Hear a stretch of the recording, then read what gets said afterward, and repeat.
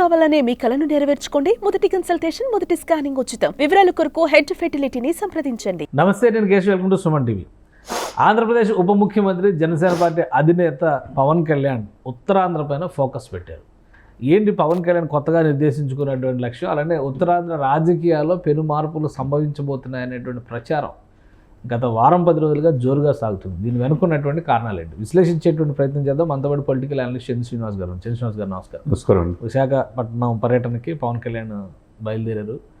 ఇప్పుడు ఉత్తరాంధ్ర రాజకీయాలు అనగానే ఒక స్తబ్దత వాతావరణం నెలకొని ఉంది.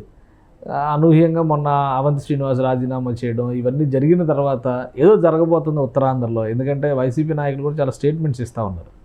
పవన్ కళ్యాణ్ గారు ఇప్పుడు పర్యటనకి వెళ్తున్నారు. ఇది కేవలం అధికారిక పర్యటనగానే చూడాలా, లేదంటే రాజకీయ పరమైనటువంటి ఎజెండా కూడా దీనికి ఉండొచ్చా? అంటే అధికార పర్యటన అని అంటున్నారు, కానీ మీరు అన్నట్టు రాజకీయం కూడా ఉంటుంది. ఎందుకంటే గతంలో ఆయన గాజువాక పోటీ చేసి ఉన్నాడు, ఉత్తరాంధ్ర మీద దృష్టి పెట్టిన వాటి వాస్తవం. కానీ ఆ తర్వాత క్రమంలో ఇప్పుడు పిఠాపురం నుంచి గెలవటం, కాకపోతే విశాఖ స్టీల్ కావచ్చు, గాజువాక కావచ్చు, ఉత్తరాంధ్ర మీద వైసీపీ కొద్దిగా గొప్ప ఉందంటే ఆ పాడేరు, మిగతా ఎంపీ సీట్లు, అరకు రిజర్వ్ ఏరియా, అది కూడా దాని మీద కూడా పూర్తి కాన్సన్ట్రేషన్ చేసినట్టు ఉంది. వంశీ ఎప్పుడైతే బయటకు వచ్చాడో ఆ తర్వాత మనం పెందుర్తి, పంచకర్ల, తర్వాత వరుస పెట్టి నాయకులు రావటం, ఈ మధ్య బొత్స గారు కూడా సానుకూలంగా వాళ్ళిద్దరి మధ్య ఇది చూసాం మనం అంతా.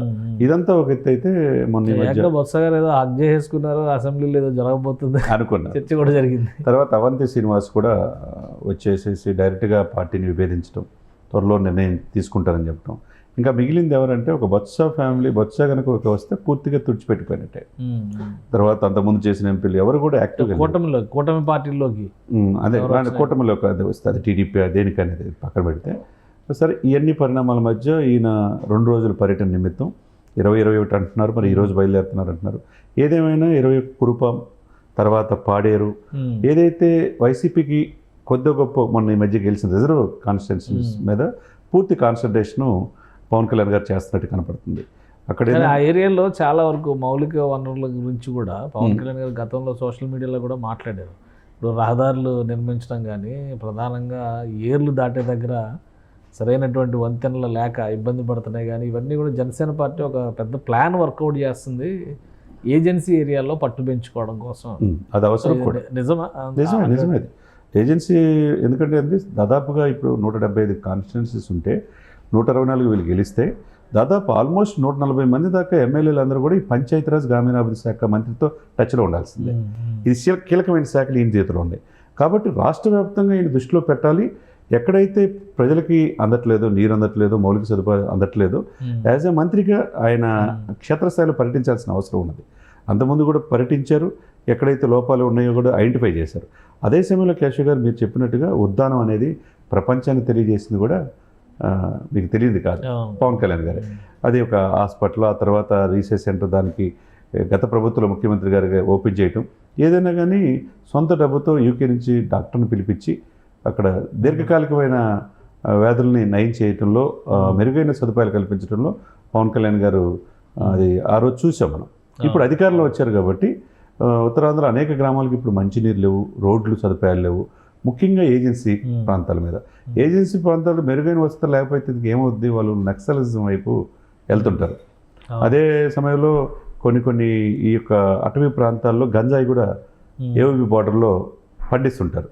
మరి వీటినన్నీ కంట్రోల్ చేయాలంటే వాళ్ళలో కొద్దిగా ఉపాధి అవకాశాలు కల్పించాలి. తర్వాత ట్రాన్స్పోర్ట్ ఫెసిలిటీస్ చేయాలి. ఏదైతే వాళ్ళు నీరు అందట్లేదో ప్రతి ఇంటికి కుళాయి ఇస్తామని చెప్పి ఈ ప్రభుత్వం చెప్పింది.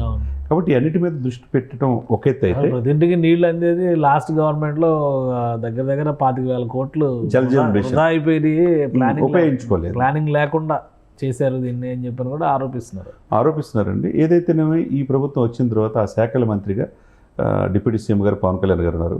అదే శాఖ కేంద్ర గ్రామీణాభివృద్ధి శాఖ మంత్రిగా పెమ్మసాని గారు ఉన్నారు. కాబట్టి ఈ నిధులు ఎక్కడికక్కడ ఏ ల్యాబ్స్ అయితే ఉన్నాయో వీళ్ళు కట్టాల్సిందేంటి, కేంద్ర ప్రభుత్వం ఇచ్చేదేంటి, అవన్నిటి మధ్య ఒక ఎటువంటి అరమరకలు లేకుండా ముందుకెళ్తున్నట్టుగా కనపడుతుంది. మనం మోదీ గారిని కూడా కలిసినప్పుడు కూడా జల్ జీవన్ మిషన్కి సంబంధించి కూడా మాట్లాడినట్టు, దాని నిధులు వెమ్మటే ఇచ్చేస్తే మేము ఉపయోగించుకుంటాం అన్నట్టు. అది మ్యాచింగ్ గ్రాంట్ కూడా ప్రభుత్వాలు ఇచ్చేటట్టుగా అన్నీ కూడా ఈ ప్రభుత్వం చకచక జరిగిపోతున్నాయి. ఇప్పుడు గ్రామీణాభివృద్ధికి సంబంధించి అమృతధార ప్రాజెక్ట్ అని చెప్పి ఒకటి ప్రారంభించాలని పవన్ కళ్యాణ్ గారు ప్లాన్ చేశారు. అవును, రాష్ట్ర వ్యాప్తంగా ప్రతి ఇంటికి స్వచ్ఛమైన రక్షిత మంచినీటి సరఫరా లక్ష్యంగా ఈ ప్రాజెక్ట్ తీసుకున్నాం. అంటే దీనికి సంబంధించినటువంటి కొన్ని డ్రాఫ్ట్ ప్లాన్స్ కూడా ఏజెన్సీ ఏరియాలతో రిలేట్ అయి ఉన్నాయని చెప్పని చెప్తున్నారు. ఏజెన్సీ అంటే ఇప్పుడు మన రాష్ట్రంలో ఆంధ్రప్రదేశ్లో ఎక్కువగా ఉత్తరాంధ్రలోనే ఏజెన్సీ కనిపిస్తుంది.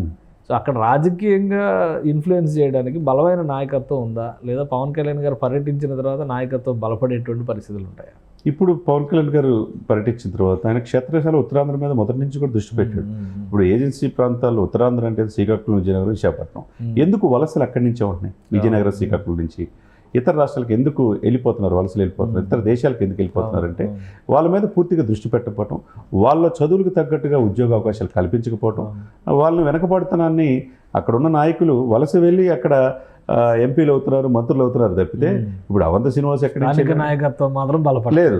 అవంతి శ్రీనివాస్ ఎక్కడి నుంచి వెళ్ళారు, గంటా శ్రీనివాస్ గారు ఎక్కడ ప్రకాశం జిల్లా ఒంగోలు నుంచి వెళ్ళారు, అవంతి గారు ఎక్కడి నుంచి వెళ్ళారు మనం చూసాం. తర్వాత ఇక్కడ ఇప్పుడు ఆ రాష్ట్రానికి గవర్నర్ అయిన మోహన్ రావు గారు కావచ్చు, లేకపోతే పురంధేశ్వరి గారు కావచ్చు, లేకపోతే టి సుబ్బరామరెడ్డి గారు కావచ్చు, వీళ్ళందరూ ఎక్కడి నుంచి వచ్చారు? యాక్చువల్గా మనం చూసుకుంటే అందరినీ ఆహ్వానిస్తారు ఉత్తరాంధ్ర ప్రజలు.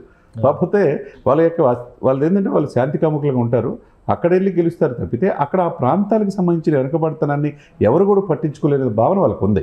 కాబట్టి దాని ఆ భావన నుంచి బయటకు రావాలంటే ఉత్తరాంధ్ర మీద దృష్టి పెట్టాలి. వాళ్ళు కీలకమైన నాయకులు ఏమైనా టచ్లోకి వచ్చారా? జనసేన పార్టీకి రాజీనామాలు చేసిన వాళ్ళు కాకుండా ఇంకెందుకంటే వంశీకృష్ణ యాదవ్ కూడా అక్కడి నుంచే కదా రిప్రజెంట్ చేసి ఎమ్మెల్సీ ఇది అయింది.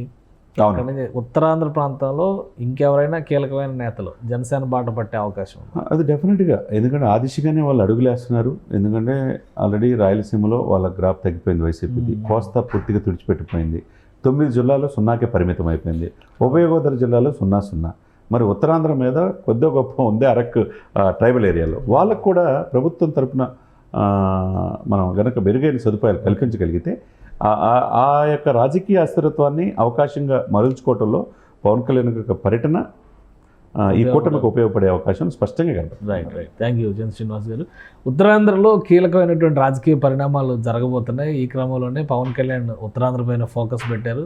కొంతమంది అసంతృప్త నేతలు జనసేన పార్టీతో టచ్లోకి రావచ్చు, అలానే కూటమి పార్టీలో చేరే ఆసక్తి చూపిస్తున్నటువంటి పరిస్థితి కూడా ఉంది. అందుకనే మెరుగైనటువంటి సౌకర్యాలను కల్పించడం ద్వారా ప్రజల మనసుల్ని గెలుచుకుంటే జనసేన పార్టీ ఖచ్చితంగా ఏజెన్సీ ప్రాంతాల్లో బలపడుతుందని జనసేన నాయకత్వం నమ్ముతున్నట్టుగా చంద్ర శ్రీనివాస్ గారు విశ్లేషిస్తున్నారు. ఇది special discussion. Keep watching. Suman టీవీలో మీ పర్సనల్ అండ్ బిజినెస్ ప్రమోషన్స్ కోసం కింది నెంబర్కి కాంటాక్ట్ చేయండి.